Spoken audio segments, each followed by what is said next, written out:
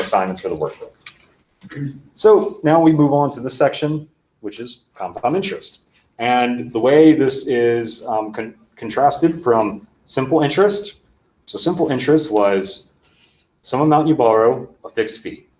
Compound interest there's no fixed fee, but rather the fee is determined based off of the amount of money you have in an account at a certain compounding period.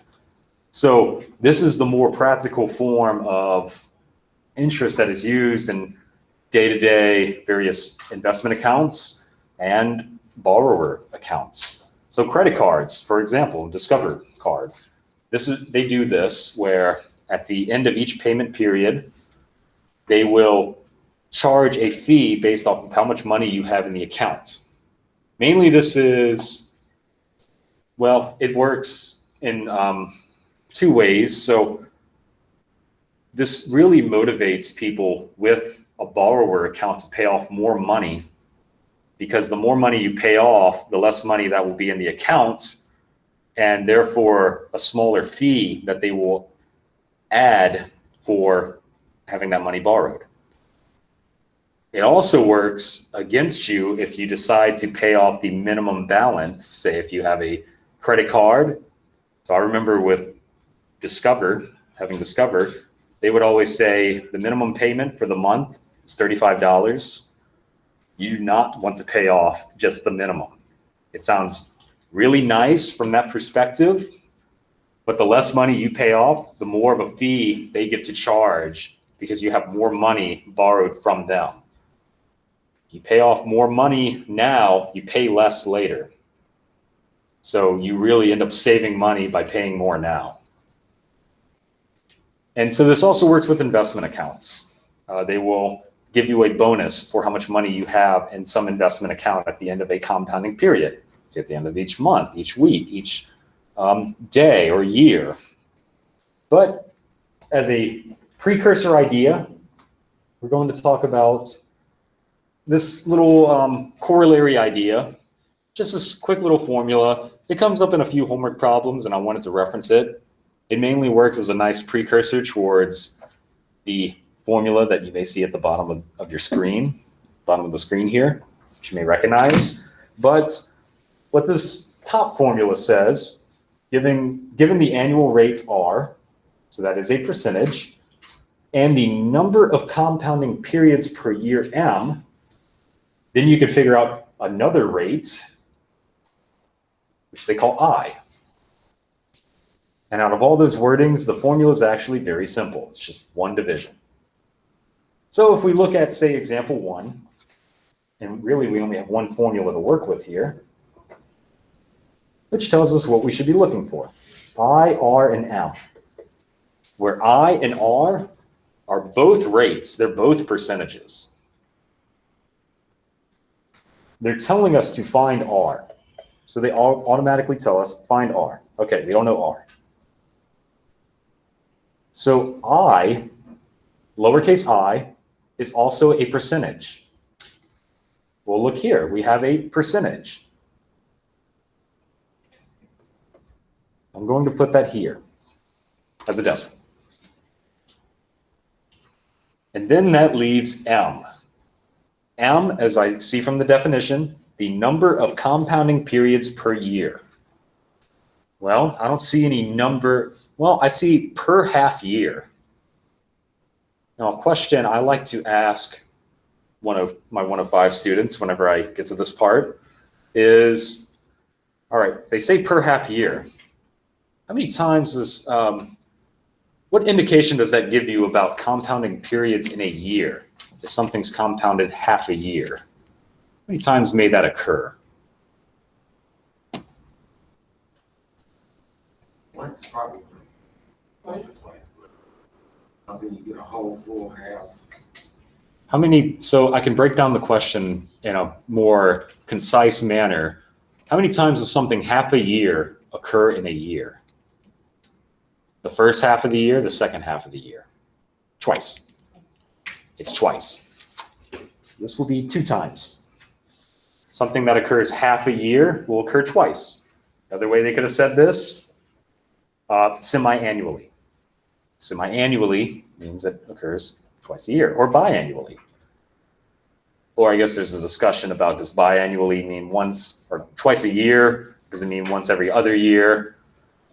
I'm going to stay out of that argument altogether and just be glad that the numbers are pretty manageable.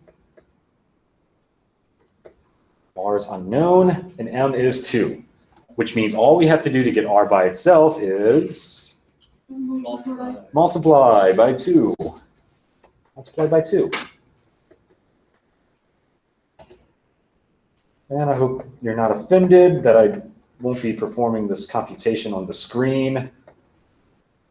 Does it come out to be 0.097? 0.0971. Cool. Cool, cool. And R is a percent. So that's what we get to do, to move the decimal place back over. So that's 9.7%. So that's the final answer. So you'll get maybe 3 or 4 of these on your homework, give or take. And those are really easy. But those aren't to be the problems you really focus on. This isn't really the cool part of this section. The cool part of this section is the actual compound interest formulas, which I believe you get access to these formulas when you take your midterm. I believe they give you these formulas. So that's nice. So you don't have to memorize them for the midterm. Let's move down to discrete compound interest. Now, for any of you who may know a little, have a fairly diverse English vernacular, you might know the word discrete having in its I don't know, there's the spelling of discrete that means, you know, shh, be quiet on the down low. It's not that discrete. Discrete in this context means countable. Discrete means countable, which means the number of compounding periods you can actually count, like the number of weeks in a year, the number of months in a year, annually, once a year, or of that nature. So it's countable compounding periods. We'll see later that there's another formula for continuous compounding, which is the complete polar opposite of discrete. And we get a new formula, which we will talk about. We'll go through the formula for the next example. Notice all of our favorite variables come back. There's an A, there's a P, there's an R, and there's a T. And then there's this M thing. And M is the number of compounding periods in a year. So we're going to look at a few different examples of M, the number of compounding periods in a year. Something to keep in mind, I'll put a little note down here as well. So a lot of investment accounts, as well as borrower accounts, use compound interest. Mainly they use discrete compound interest. Normally month is the most popular one. And if you're interested in I was looking at a few articles and I thought this article does a pretty good job associating these various accounts with compound interest. So if you want a little bit more real world application to this, that article does a good job of it. I think it detailed everything fairly nicely. It's not required to read this article. It's just if you are thinking about making an investment at some point in the future. So let's look more so at the type of problems to expect from the homework. Example 2, and I'll rewrite the formula so we have a point of reference. R over M raised to the M times T. Okay, if $850 is invested at 7% compounded annually and quarterly, so this is it's got 2 parts to it. What is the amount after 7 years? How much interest is earned? Okay, so part A, they start off with telling us that we will be compounding annually. We'll come back to what that may refer to. If you already know or have an idea as to what it is, keep that in the back of your mind. So I will ask about that. So here's all the variables from that formula. So here's all the things we got to look out for. So let's read through this and fill these in one by one. If $850 is invested, that sounds like the starting amount or the principal amount. At 7%, that one should be pretty easy. That's the rate, which we can go ahead and convert to a decimal. Compounded annually, we'll come back to that. We'll save that one. What is the amount after 7 years? Well, they gave us the time. The time's already in years, so we get that one. And so what is the amount after 7 years? We're looking for the final amount. And now that brings us back to M. Now, M is the number of times that we compound in a year. They're telling us we're compounding annually. How many times does something annually occur in a year? Once. So annually means that M is equal to 1. That's an instant association. So for example, how many times each year do the Saints let me down? One time. They let me down a lot more than once this year. It's just the big game. And it's Tom Brady. I don't want to talk about it. I don't want to talk about it. But yeah, 4 years of heartbreak. Okay, whatever. So M equals 4 then. What's it? Never mind. Well, you're thinking of the next one. You're thinking of the next one. So we'll get to that. We'll get to that. So yeah, so we have all these values now. So let's go ahead and plug them in and not talk about the saints and their trials and tribulations. Over M raised to the 1 times 7. So it's a pretty straightforward formula. In fact, it's nice because A is already by itself. So there's no algebra. Let's just plug everything in the calculator. How hard can that be? I do want to make sure everyone types it in correctly. So if you'd like to, you can follow along with how I put it in on this virtual calculator thing. So start off with 850, and there's reasons why I have parentheses in this formula. These parentheses translate perfectly to your calculator. Now, some of you have fancier calculators. I mean, yours looks pretty fancy. That might do it might do the spacing for you. It might actually put fractions as one value on top of the other. And if so, cool. If you have a lesser calculator, then the parentheses will be your friend here. 0.07 divided by 1. And it does divide by 1. It doesn't put the 0.07 on top of the 1. Close parentheses, and then the exponent.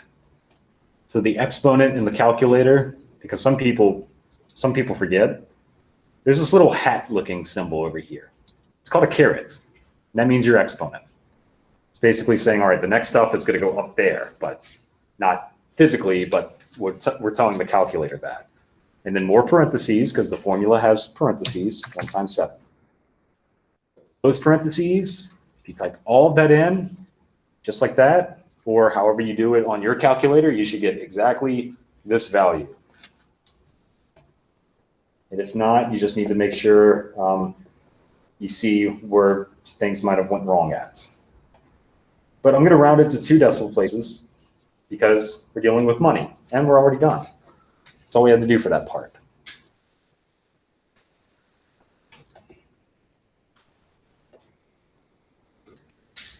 But for part A actually has 2 parts to it, which is kind of interesting.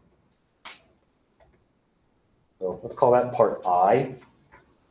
And then the next one we'll call, we'll be able to fit it right here. This will be part II. And you're probably wondering, what is it asking? How much interest is earned? They want to know how much interest is earned. Basically, since this is an investment, it's how much did you get as a bonus? So the interest is found by taking the final amount and subtracting that by the initial amount. So it's more of an intuitive definition here. that we're bringing to a formula. 1.91 minus P, which was 850. And that is, well, whatever the calculator tells us. 64.91 minus 850. Why am I typing 85? Let's try that again. 514.91. That is the amount of money you got in terms of a bonus. This is the money you get back for investing. Now, it's not very impressive. If you think about all of these quantities fully, you realize after 7 years, you just made a measly $500 back. And you didn't have to do anything for that money, so that's nice. But this is why investments like this are normally known as low risk, low reward. There's not much risk to it. You know you'll get your money back, but it's not really much you're getting. It's not like Bitcoin, which is high risk, high reward, if any of you are into the crypto market. So that's all the stuff pertaining to annually. And part B moves on to quarterly. Now it says, all right, I changed my mind. We're not compounding annually anymore. We're doing quarterly. So what do you think this says about the value M? That's 4. So that, I think that's what you were referring to earlier. So that's where the 4 comes into place, because quarterly. How many times does something quarterly happen in a year? How many quarters are in a dollar? 4. So besides for that, all of the other values come into play. All the same ones. It's the same problem. It's just we're switching M. So that's why for the first part, which I'll call I again, we're finding the final amount. I'm just going to make that switch. I'm going to write the same exact stuff I did before, but every place where the M occurs, I'm putting 4 instead of the 1 I had, raised to the 4 times 7. So all the same values come right back, except instead of M is equal to 1, we have M is equal to 4. Everything else stays the same. In fact, so much so, I'm going to cheat on the calculator and press second entry, change all those 1s to 4s. But you can type them in. That's basically me saving time from typing everything in. And if you type everything in, you get 1381.60.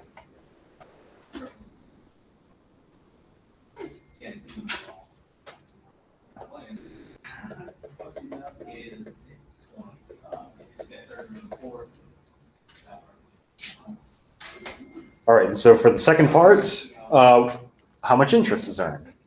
Which, again, it's just taking the final amount, which was the 1381.60, and subtracting from the original amount we started off with, the 850.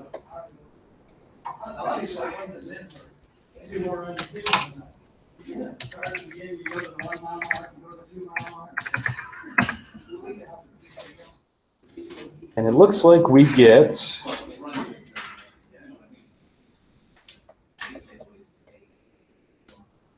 $531.60.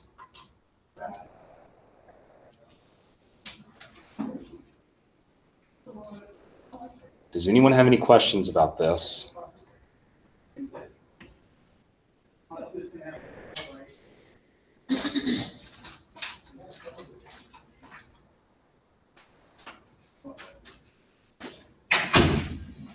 That's very annoying. Okay. All right. Does anyone have any questions about this before we look at, we're going to try and squeeze in the last example. Questions? I'll leave that up if you're still writing. Example 3, an investment company pays 5%. We already know what the formula is, so let's go ahead and write out the formula. And I'll quickly write the givens off to the side as well. RMT.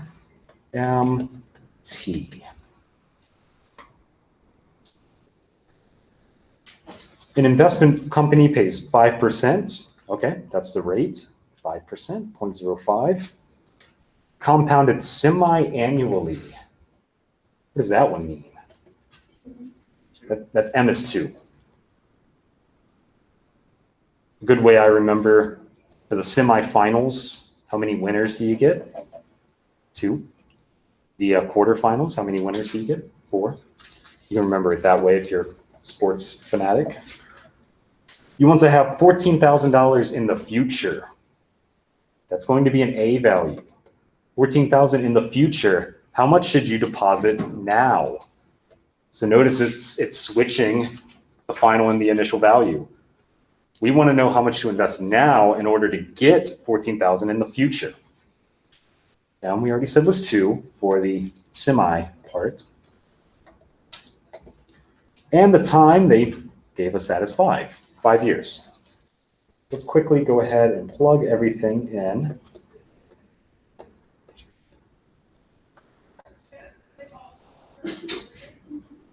Jesus, they are excited.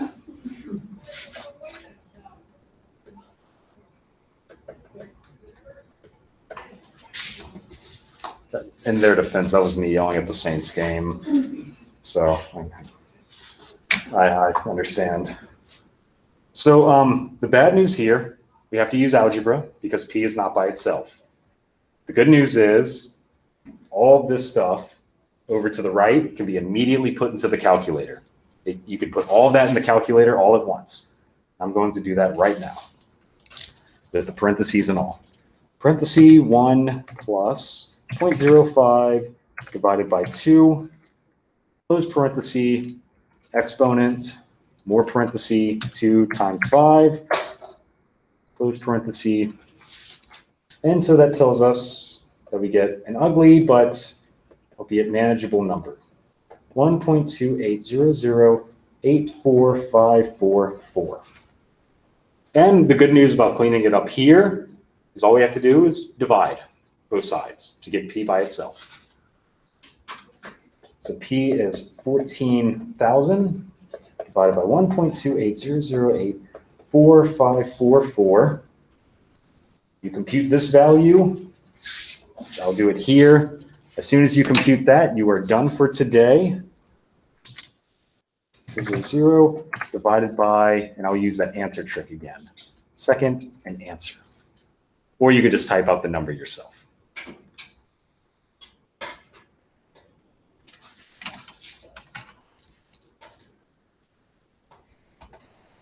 $10,936.78. That is our final answer. And that is all I have for today. Homework for this, well, we're still doing compound interest. Homework for simple interest is due tomorrow.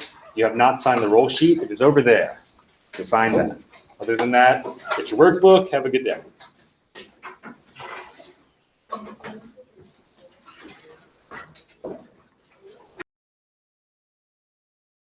Problems.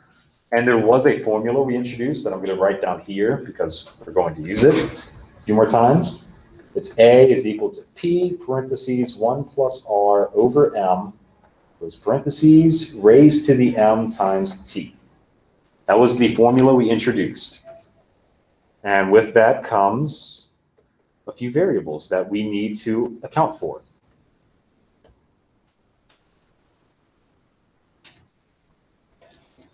So let's read this problem and try to figure out some of these variable quantities one by one.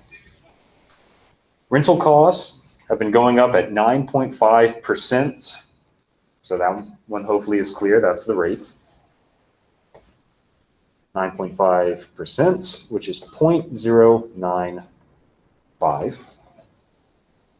Okay, so that one's pretty easy. Per year compounded annually. Remember, we introduced this new idea of compounding over a certain period. So compounded annually, that refers to M. And in particular, it refers to how many times we compound in a year. So compounding annually. So compounding annually, that means we compound once in a year. Annually just means once a year. So -1 for the past 4 years. Okay, so that's time. It's pretty easy. If the office space rent is now $25, what were the rental rates 4 years ago? So the $25 is the last quantity to really take care of. So now does $25 go in the A spot or the P spot? Anyone have any idea? P. So we have some different opinions. So it's interesting because in this class, we have really equated P as present. P doesn't necessarily mean present, it means principal. And although A means future value, it's really future value to what is relatively the principal value. So 4 years ago is the initial start of this. And now is the future relative to that time 4 years ago. $25 is A. So P doesn't mean present, even though in most problems it has equated that way. P means principal, which is the start, yes. So, I know we did a few problems where like, I can't remember which one, I thought it was P, but P was always smaller than A, or A was always bigger, smaller than P. So that's not the case with the compound problems, or? Well, we don't have P, we don't know P. So here P is unknown. And what we're gonna find out is that P is going to be smaller. So that is still true. Okay. But yeah, so that's still true. So let's go ahead and figure out the value P, because it wants us to determine what those prices were 4 years ago. So what was the initial amount? And now we can plug in everything we know. 25, P is, well, just P, 1 plus 0.095 divided by M, which is 1, raised to the 1 times the time is 4. And so the bad news here, because the variable is not by itself, algebra is going to come into play somewhere. We're going to have to use algebra. The good news is we can break this down in an incremental step, because all of this can be put straight in the calculator. Because all of that follows order of operations, parentheses, exponents, multiplication. We can put all that straight into the calculator with no issues. So let me find that pesky TI calculator.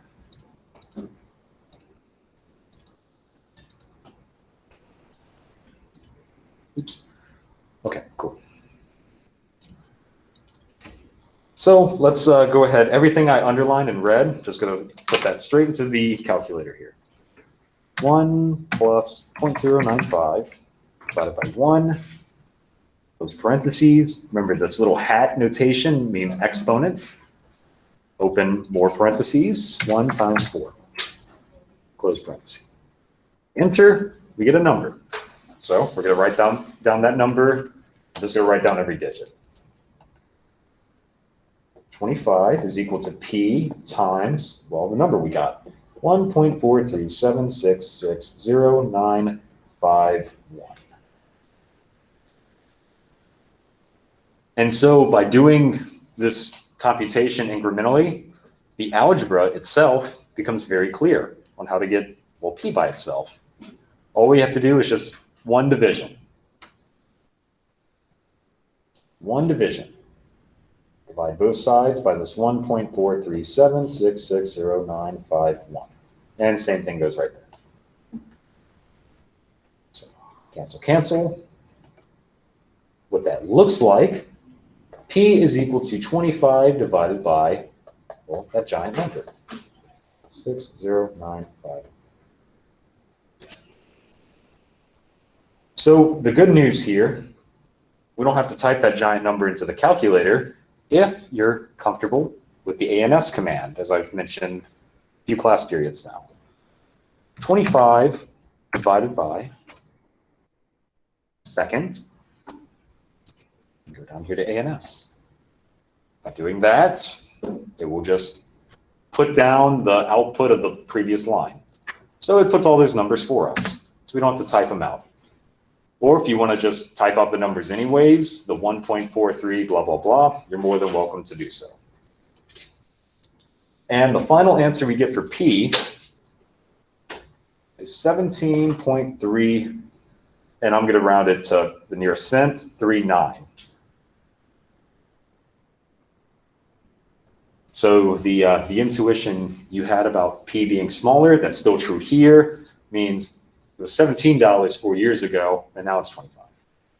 Is that always the case with P being smaller? Yes.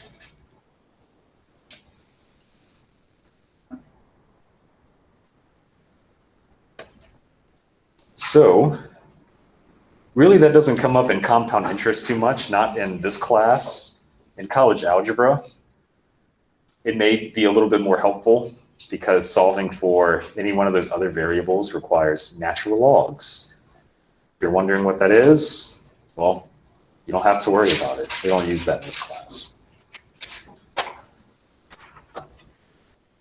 If you take college algebra, you will.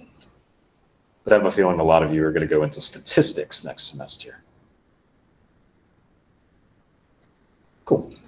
So that's our answer. Does anyone have any questions before we move on? If not, sure everyone over here, the virtual side is good. Looks fine. All right, so let's keep going. To example 5. So there's a newborn child that receives a generous $9,000 gift towards a college education. And so they decide, all right, well, let's invest the money. I mean, this is for the college education. Let's put it into a savings account. Let's not touch it. Let it grow some interest over the course of 18 years.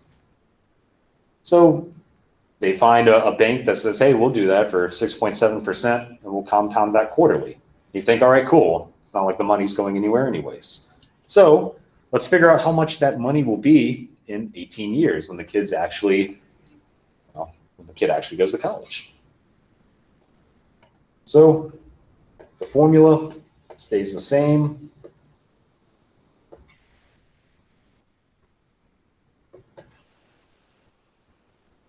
And so we can write out the variables we expect to find here.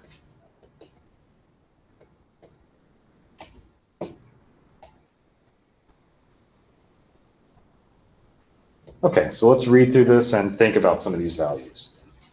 A newborn child receives a $9,000 gift. All right, so what is that 9,000? It's going to be P. That's the value we start with. We would like to see what that value grows to. So we're going to be looking for A. Let's see. How much will that be worth in 18 years? So time should be pretty straightforward, 18 years. If it is invested at 6.7%, which we can go ahead and convert to 0.067, as we've been doing, and then compounded quarterly. Compounded quarterly. 4. That's 4. That's M is 4. That tells us that we're compounding a certain amount of times each year. How many times does something quarterly happen in a year? Well, maybe that's bad phrasing. Compounding quarterly refers to 4 times in a year. Just like 4 quarters in a dollar. So we know everything. Let's plug in everything. A is unknown, but we know P, R, we know M again, and we know T. And the good news about this problem, there is no algebra, there is just one step. Since there's no algebra, that means we can plug everything into the calculator and be done. Very nice feeling. So let's put everything into the calculator.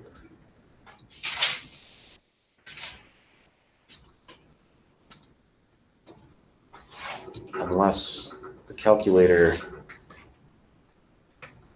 that's weird. I don't know if you all see this, it's cut off at the bottom. Let's try that again.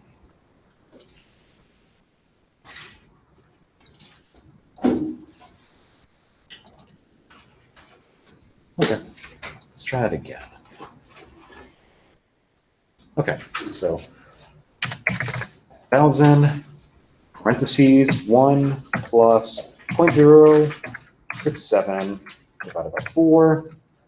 There's parentheses, the caret symbol for exponent, more parentheses, 4 times 18, close parentheses, and enter. So the final amount is $29,762, and we'll call it 10 cents after we round to the nearest cent. So by investing $9,000 18 years ago, according to all of these conditions, that $9,000 actually grows another 20,000. It more than doubled. Actually pretty nice. The only hope is that it grows in relation, if not faster than, the rate of inflation for college tuition. The rate of college tuition has inflated quite a bit, though, over the past 20 years. Inflation rates are terrible. They are terrible. But in any case, this would be the final answer. Does anyone have any questions before we look at another formula? In the workbook problem, I think it was like page 6 or 5, it said compounded daily. What number would N be for that? You said number page 6? Yeah, I think it's page 6.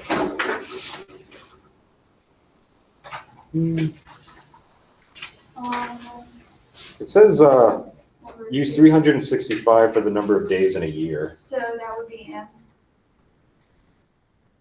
Yes, that would be M. Okay. Mhm. Thank you. That would be M. Okay, cool.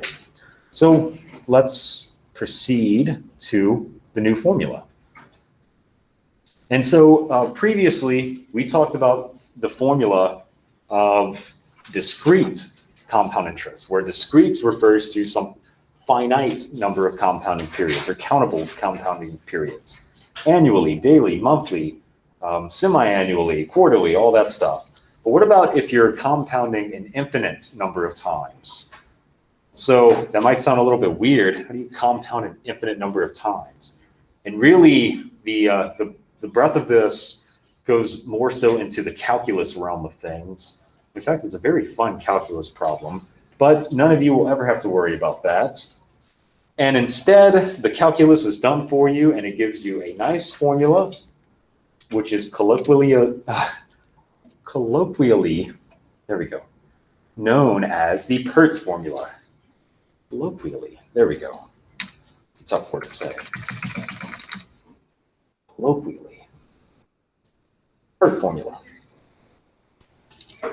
And the PERT formula, notice that there is, well, it's a vastly different formula aesthetically, but now there's this E.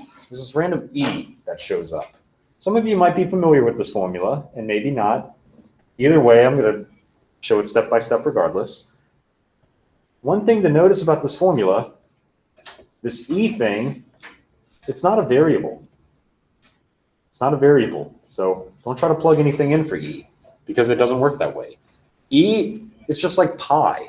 You never try to plug in a number for pi. In fact, when I say pi, you should think of 3.14 or however many decimal places that you memorized to impress your friends that one time.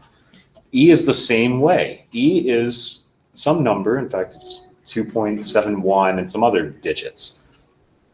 So E is not a variable, it's a number. So you will just treat E as E. And I'll show you all how to do that in the calculator when we get to example 6 here. But notice the variables that are at play here should be familiar. We're not adding anything new. It's just now there's this E thing. And the primary concern is, how do we put E in the calculator? That's it. If you already know how to do that, these next two problems might be a little bit easier. If not, it's a good thing I have the virtual calculator to use. So let's look at example 6 and try to piece this together. The indication for when to use this formula over the other formula they will say compounded continuously. That is the only indication that will ever tell you when to use the PERT formula. That is it. If they don't say compound continuously, you don't use the formula. So that is the only indication. And as soon as you see compounded continuously, you should think A is equal to PE raised to the parentheses R times T. That is an immediate association you should always make.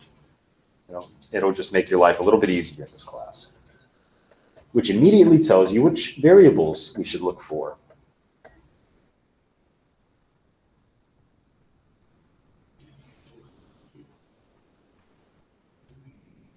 So really identifying the variables should be the exact same.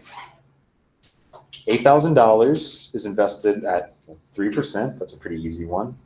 I'll just go ahead and put 0.03 for the 3%. It's a decimal. What is the amount after 3 years? That one's pretty straightforward as well. 3 years is time. The $8,000 seems to be what we're starting off with. And we want to see what that amount grows to after 3 years. So example 6 here is a pretty simple problem. It's just we want to make sure we know how to plug this in the calculator. So what does that amount look like after 3 years? So let's plug everything in and see exactly how to handle this. So notice E is still there. E is just going to stay as E. Again, I'll show you all how to put that in the calculator here momentarily. Times 3. So again, we're not plugging in for E. I've seen this every semester. Students plug in for E. You don't want to do that. So instead, what you want to do, so let's clear the screen. We'll start off with the 8,000. The E on these calculators, it's actually kind of hidden. If you see ln on your calculator, it's right above ln. And this should be consistent for, let me pull up my other calculator and make sure that this is, it should be. It's in the same exact spot. It may be a different color. On this calculator, it's blue. On yours, it might be something else. But regardless, in order to get to it, you have to utilize the second button, which will let you use those smaller fonted characters, and then press the ln button, which will actually let you use the E button. And then if you typed it in correctly, you should see either this exact notation, or if you have a super fancy calculator, it will do the spacing for you. In either case, I'm hoping you can figure out how to work your respective calculator from here. 0.03 times 3, and we close parentheses. Type it in correctly, you should get this exact number.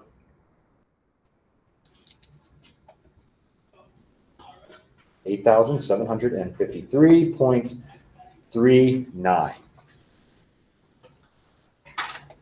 And that's all we have to do for this problem. It's pretty nice. So this problem is just a make sure you can put E in the calculator correctly problem. If you can do that, you're good. Does anyone have any questions on this one? That's pretty straightforward. Then let's look at example 7, just slightly different. Notice how they say continuous compound. That immediately tells me PERT.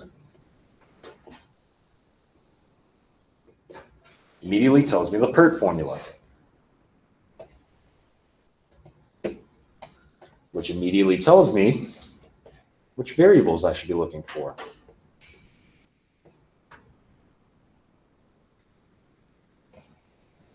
Well, the good news about this problem, they say T is 9, R we can go ahead and convert to a decimal, A is 6,300, and P is unknown. They just tell us everything up front. That was pretty nice of them. The only thing we have to do is just convert R to a decimal. And so because they were so generous, we can go ahead and just list those down and write these out one by one.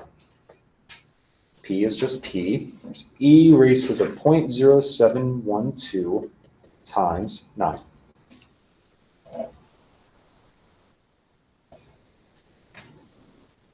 So the bad news is, just like with the other formula, P is what we're solving for, and it's not by itself, which means algebra is going to have to get involved here.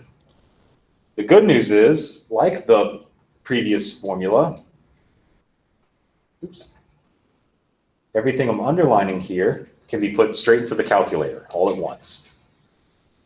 And then we can do the algebra. Or if you're good with algebra, you can do it in one step. It's up to you. That's 6,300 is equal to P times, and whatever that comes out to be. So in the calculator, I'll start off immediately with E. 0.0712 times 9. Close parentheses to get a big number, but the number we will use, 1.8979986671. And now that we simplified in this intermediate step, the algebra here is not too bad. You just have to divide. Just divide both sides by that giant number, 1.8 blah, blah, blah. I'm not going to write out the number. 1.8 blah, blah, blah.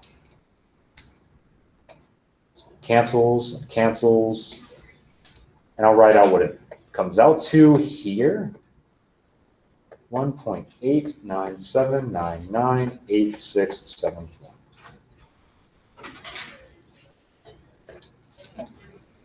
So from here, you can either, well, I mean, just figure this out in the calculator.